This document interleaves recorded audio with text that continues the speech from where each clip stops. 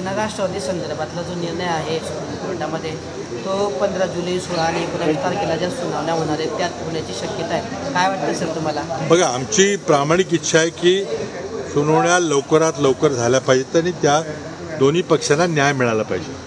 जे पूर्वी निर्णय झाला आहे तो आम्हाला मान्य नाही आहे, तो चुकीचा आहे, तो अन्यायकारक आहे. आणि आता या नवीन सुनावणीतून दोन्ही पक्षांना उद्धवजी ठाकरे आणि शरद पवार यांना न्याय मिळेल अशी आमची अपेक्षा. सर, मराठा आरक्षणासंदर्भातला निर्णय अद्यापही झालेला नाही आहे. सरसकट कुणबी प्रमाणपत्र मिळावं आणि सगळ्या सोयऱ्यांची अंमलबजावणी व्हावी असं थेट पुन्हा आता मनोज जरांगेंनी आव्हान दिलं आहे सरकारला. पण याबद्दल शासनाने उद्या एक सर्वपक्षीय बैठक ठेवलेली आहे. त्या बैठकीला काँग्रेस पक्षाच्या वतीनं बाळासाहेब थोरात, नाना पटोले, वडट्टीवार वगैरे जातील. सरकारची भूमिका काय ते आम्हाला कळेल, त्यानंतर तिथं ते रिॲक्शन देतील.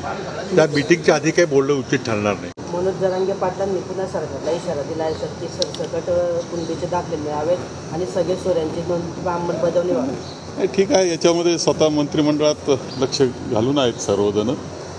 अपेक्षा आहे का हा प्रश्न सुटला पाहिजे. मराठा आरक्षण युवकांना मिळालं पाहिजे या मताचे आम्ही आहोत. मराठा कवळला तर विधानसभेत सुप्रा सापवेल असं म्हणतात. ठीक आहे, त्यांची मांडणी ती आहे.